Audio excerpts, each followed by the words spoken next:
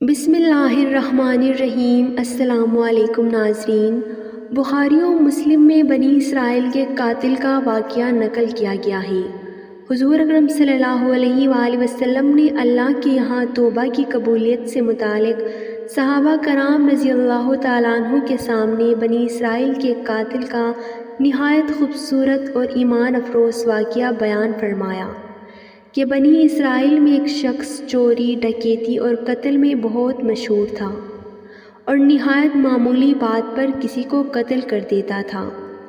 ہوتے ہوتے اس کے ہاتھ سے 99 افراد کا قتل ہو چکا۔ اس کے بعد اس کے دل میں احساس پیدا ہوا کہ مجھے بھی تو اللہ کے یہاں جانا ہے۔ چنانچہ یہ فکر بڑھتا رہا اور لوگوں سے معلومات کرتے ہوئے سرگرداں پھرنے لگا کہ کیا میری توبہ قبول ہو سکتی ہے یا نہیں۔ کسی عالم شخص سے ملاقات کی فکر ہوئی کہ معلوم کیا جائے کہ ایسے شخص کی توبہ قبول ہو سکتی ہے یا نہیں۔ لوگوں نے ایک عابد کے پاس جانے کا مشورہ دیا۔ اس شخص نے اس کے پاس جا کر مسئلہ معلوم کیا کہ کیا میری توبہ قبول ہو سکتی ہے اور کیا میری مغفرت ہو سکتی ہے جبکہ میں نے 99 انسانوں کی جان مار دی ہے۔ تو اس عابد کو مسئلہ معلوم نہیں تھا، تو اس نے اپنی عقل سے قیاس آرائی کی کہ جو آدمی 99 انسانوں کی جان مار سکتا ہے اس کی مغفرت کہاں سے ہوگی۔ چنانچہ اس نے کہہ دیا کہ تیری توبہ قبول نہیں ہوگی۔ تو اس شخص نے غصے اور جلال میں آ کر اس کو بھی قتل کر کے 100 پورے کر دیے کہ جب میری توبہ قبول نہیں ہوتی ہے تو لاؤ تجھے بھی ختم کر کے 100 پورے کر دیتا ہوں۔ چنانچہ اس نے 100 پورے کر دیے، مگر اس کے دل میں تردد باقی رہا کہ میری مغفرت کی کوئی شکل ضرور ہوگی۔ اس لیے اس نے لوگوں سے پھر معلومات کا سلسلہ جاری کر دیا کہ روئے زمین میں سے سب سے بڑا عالم کون ہے، اس سے جا کر معلوم کروں گا، وہی صحیح مسئلہ بتا سکتا ہے۔ آخر لوگوں نے اس کو بتلایا کہ فلاں جگہ ایک عالم رہتا ہے، اس سے جا کے معلوم کرو۔ چنانچہ اس نے اس عالم صاحب کے پاس جا کر اپنی زندگی کی کارگزاری سنائی اور 100 آدمیوں کو کس طرح سے قتل کیا ہے سارا کارنامہ سنا کر معلوم کیا کہ کیا اب بتلائیے کہ میری توبہ قبول ہو سکتی ہے یا نہیں۔ کیا اللہ کے یہاں مجھ جیسے گنہگار کے لیے بھی مغفرت کا کوئی خانہ ہے؟ تو اس عالم صاحب کو چونکہ علم تھا تو اس نے بتلایا کہ تیرے گناہ معاف کرنے میں اللہ کے یہاں کیا رکاوٹ ہے۔ اللہ کی رحمت کا سمندر تجھ جیسے گناہ گاروں کے گناہوں سے بہت بڑا اور بہت وسیع ہے۔ چنانچہ اس عالم صاحب نے مشورہ دیا کہ تم فلاں جگہ سفر کر کے جاؤ، وہاں کچھ لوگ اللہ کے بندے رہتے ہیں، ان کا مشغلہ صرف اللہ کی عبادت ہے، ان کے ساتھ مل کر اللہ کی عبادت کرو اور نادم ہو کر اپنے گناہوں کی معافی مانگو، انشاءاللہ تمہاری مغفرت ہو جائے گی۔ جب اس شخص نے آدھا راستہ طے کر لیا تو ملک الموت آ گئے اور اس کی موت ہو گئی۔ اب اس کی روح لے جانے کا مسئلہ کھڑا ہوا۔ آسمانوں سے رحمت کے فرشتے بھی آئے اور عذاب کے فرشتے بھی۔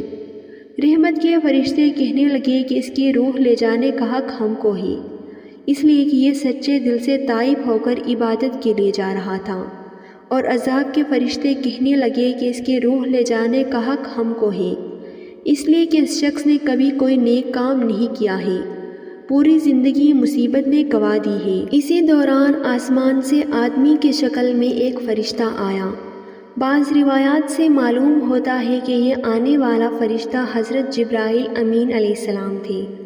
چنانچہ اس فرشتے نے تشریف لا کر ان دونوں طرح کے فرشتوں کے درمیان یہ فیصلہ کیا کہ دونوں طرف کی مسافت ناپ کر کے دیکھ لو کہ جہاں سے آ رہا ہے وہاں کی مسافت قریب ہے یا جہاں جا رہا ہے وہاں کی مسافت، لہٰذا جہاں کی مسافت قریب ہوا اس شخص کو وہاں والوں میں شمار کر دیا جائے۔ چنانچہ دونوں طرح کی زمین ناپ کر دیکھی گئی تو جہاں جا رہا تھا وہاں کی مسافت جہاں سے آ رہا تھا اس کے مقابلے میں صرف ایک بالشت قریب ہے۔ چنانچہ فیصلہ ہوا کہ مقام مصیبت سے مقام عبادت صرف ایک بالشت قریب ہے، اس لیے رحمت کے فرشتوں کو اس کی روح لے جانے کا حق ہوگا، چنانچہ اللہ کی طرف سے اس کی مغفرت کا اعلان ہوگا۔ ایک روایت میں آتا ہے کہ قتادہ رضی اللہ تعالیٰ عنہ فرماتے ہیں، حسن نے فرمایا کہ ہم سے یہ ذکر کیا گیا ہے کہ اس شخص کے پاس جب ملک الموت آیا تو وہ شخص سینے کے بل اس سرزمین کی طرف گھسیٹتا گیا۔ حدیث قدسی میں آتا ہے کہ میں اپنے بندوں کے ساتھ اس کے گمان کے مطابق ہوتا ہوں، اور وہ مجھے جہاں بھی یاد کرے میں اس کے ساتھ ہوں۔ بخدا اللہ تعالیٰ اپنے بندے کی توبہ سے اس سے زیادہ خوش ہوتا ہے جتنی خوشی تم میں سے کسی ایسے شخص کو ہوتی ہے جس کا جانور بیاباں میں گم ہو کر پھر اسے مل جائے، اور جو شخص ایک بالشت میری طرف آتا ہے میں ایک ہاتھ اس کے قریب جاتا ہوں، اور جو شخص ایک ہاتھ میری قریب آتا ہے میں اس کی طرف ایک باغ پھیلائے ہوئے دونوں ہاتھوں کے درمیان کی مسافت کے برابر قریب جاتا ہوں، اور جب وہ میری طرف چل کر آتا ہے تو میں اس کی طرف دوڑ کر آتا ہوں۔ معلوم ہوا کہ انسان جب بھی سچے دل کے ساتھ توبہ کرے گا تو اللہ تعالیٰ ضرور قبول فرمائیں گے انشاءاللہ۔ یہ واقعہ خصوصاً ان حضرات کے لیے حوصلہ افزائی اور معاونت کا سبب ہے جو کہ بڑے بڑے گناہ کر کے اب مایوسی کی زندگی گزار رہے ہیں، کیونکہ شیطان انہیں مایوس کرتا ہے۔ بہرحال گنہگاروں کو شیطان کی باتوں میں آ کر مایوس نہیں ہونا چاہیے، بلکہ اللہ کی رحمت سے اچھی امید رکھ کر سچی توبے کے ذریعے اپنے آپ کو پاک و صاف کر لینا چاہیے۔ حضرت ابو ہریرہ رضی اللہ تعالیٰ عنہ نے ایک مرتبہ ان حضرت صلی اللہ علیہ وآلہ وسلم سے کہا، حضور جب میں آپ صلی اللہ علیہ وآلہ وسلم کو دیکھتا ہوں میرا جی خوش ہو جاتا ہے اور میری آنکھیں ٹھنڈی ہو جاتی ہیں۔ آپ صلی اللہ علیہ وآلہ وسلم ہمیں تمام چیزوں کی اصلیت سے خبردار کریں۔ آپ صلی اللہ علیہ وآلہ وسلم نے فرمایا، ابو ہریرہ تمام چیزیں پانی سے پیدا کی گئی ہیں۔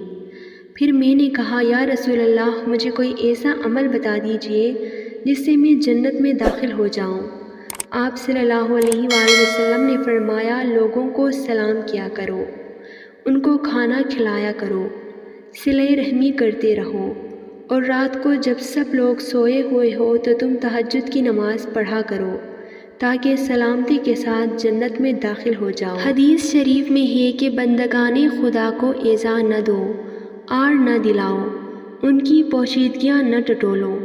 جو شخص اپنے مسلمان بھائی کی عیب ٹٹولے گا اللہ تعالیٰ اس کے عیبوں کے پیچھے پڑ جائے گا اور اسے یہاں تک رسوا کرے گا کہ اس کے گھر والے بھی اسے بری نظروں سے دیکھنے لگیں گے۔